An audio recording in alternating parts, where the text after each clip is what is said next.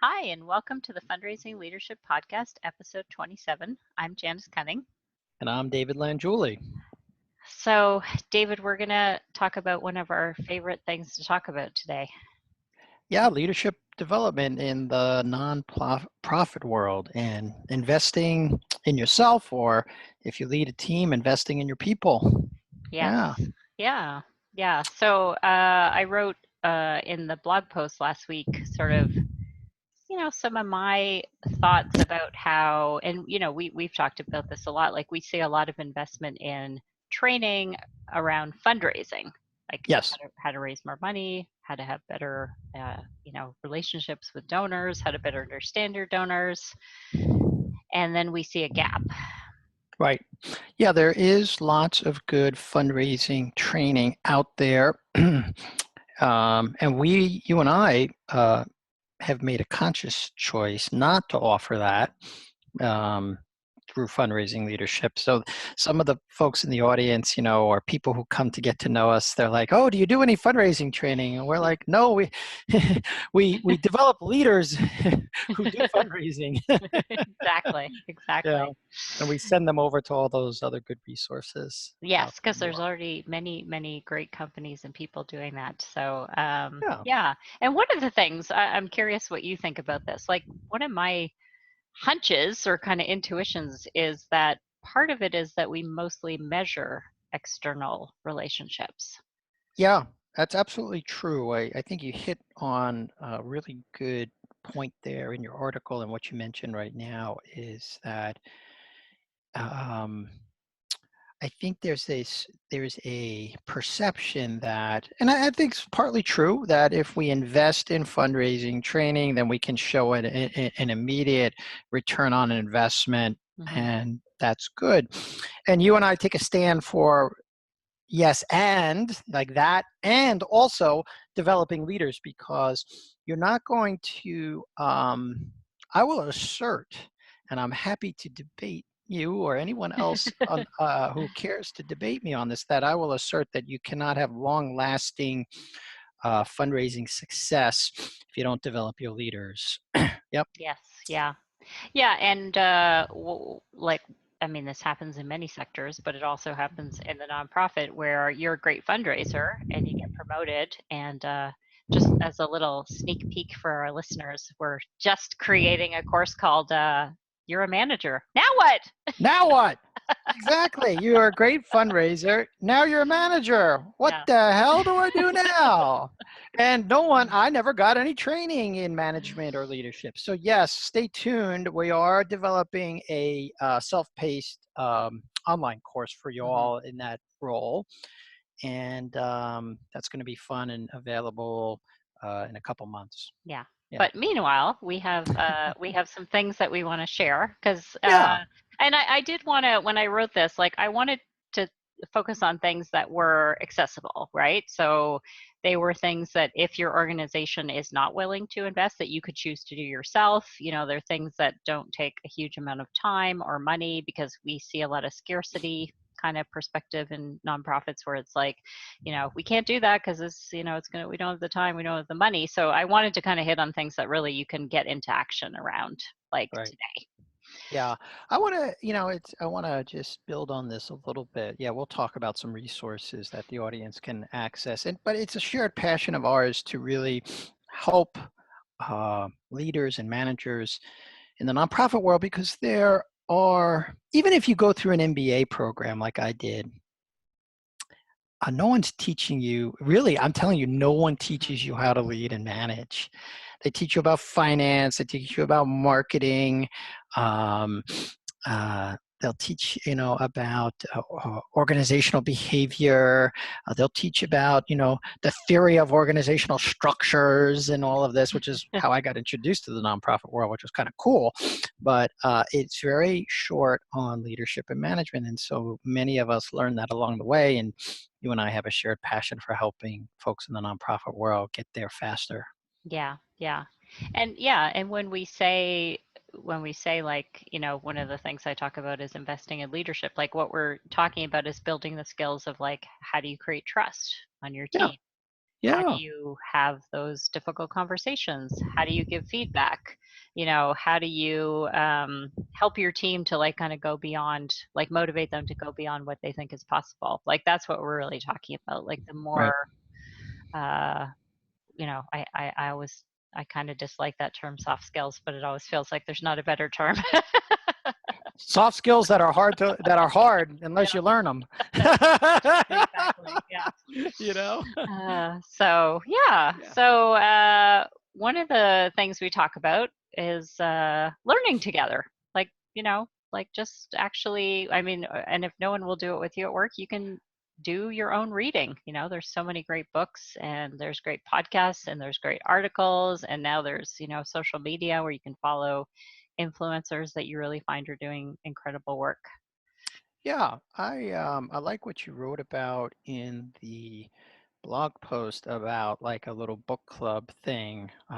We, it's interesting. We had Jeremy Benjamin on the podcast earlier this year, and we're all going to have, continue to have more guests. And he is a senior development officer at San Francisco General. But anyway, when he and I were working together in the fundraising field, we had a passion for reading personal and professional development books, and we started a book reading club at San Francisco State, Mm, and several of the development officers joined us, and we used to read. Someone would suggest a book, and we would read it, and then we'd go out to lunch and talk about it. It was mm, great. It's yeah. a lot of fun. It's something simple you could do, and we created a reading list for Mhm. our audience that's free. That's some of Yeah. our favorites. Yeah. Yes. Yeah, yeah, yeah. I love that. It's and I do some volunteer work, and that's one of the things, all the volunteers that I'm involved with, that's one thing we do together. And actually, we do it, we literally read a chapter and then, Hmm. and then we talk about it. So if reading a book, like for a lot of people, reading a whole book feels like a lot of time. So you could meet once a month and talk about a chapter, Yep. and work your way through any of the books like that too. So. And for you commuters out there, I think nearly every suggestion we have on the fundraising leadership reading list is available in audio, because many of those selections, at least half of them are mine, and I don't read books. Yes, you like to listen to your books. I like I like old school paper books from the library, and you like to read Right. them. So that's one free, complimentary free resource that you can grab over at fundraisingleadership.org. And under our resources tab, you can go just download, press the Mhm. button and go grab that reading list. There's a lot of really classics in the fields of personal and professional development. Yeah, Yeah.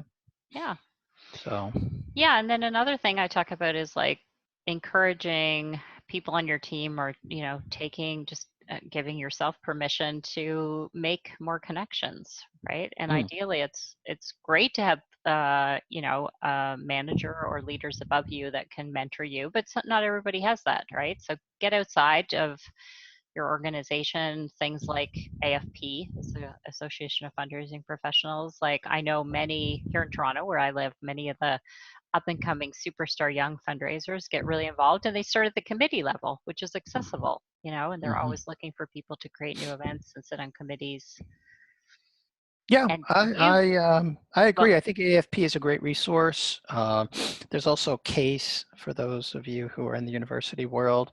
Um, I just was invited to be on the board here at our AFP South Florida chapter, and so yeah, volunteering for service is a great leadership way to sharpen your leadership capacity. For sure. yeah. And so we encourage you, and even if it's just going to some of the networking events, like I know here in South West Florida, we have events that are professional development oriented, where they're topical. And my going on to the board there, we were going to bring some more leadership and management programs to our chapter. Yeah, Hmm. Yeah, that's, yeah. that's what we'll be doing. Yeah, Yeah. I think it is. I say this a lot to my coaching clients. Like you have to think beyond your job nowadays. Like you have to think about your career, and your career is your responsibility. Yeah. You have to like give yourself permission to be crafting a career that Yeah. goes beyond the current position that you're in. So Well, and in order to do that, sometimes you have to pause and take stock of sort of, you know, who am I? What am I up to in the world? And what skills do I have? And what skills do I need? And so we did create a relatively short assessment that really looks at 9 what we call essential qualities of nonprofit leaders. And so if you want to just kind of see where you are on those 9 essential qualities that we think through our experience, Janice and I, and through our interaction with leaders in the nonprofit world that we've observed over the years, we kind of came up with these 9 qualities. You can go take that free assessment at fundraisingleadership.org. That's another way to just measure yourself, see how you measure up right yeah, now. yes, yeah. We Yeah, had so much fun making that. I just was that was reflecting. You were cool. actually here in Toronto when we made that. It was so much fun.